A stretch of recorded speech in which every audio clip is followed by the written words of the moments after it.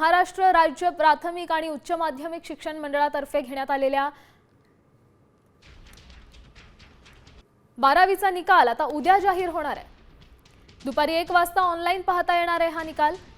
परीक्षेचा निकाल शनिवारी म्हणजेच 2 मे रोजी जाहीर होणार आहे। सकाळी 11 वाजता बोर्डाची पत्रकार परिषद होईल, तर दुपारी 1 वाजता विद्यार्थ्यांना निकाल ऑनलाईन पाहता येईल। निकालासाठी सीट नंबर आणि आईचं नाव हे आवश्यक असेल।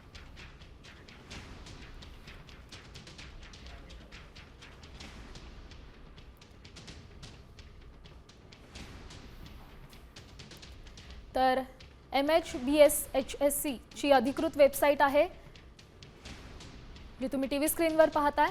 HSC एक्झामिनेशन रिझल्ट्स 2026 या लिंकवर क्लिक करा। तुमचा रोल नंबर आणि आईचं नाव टाका।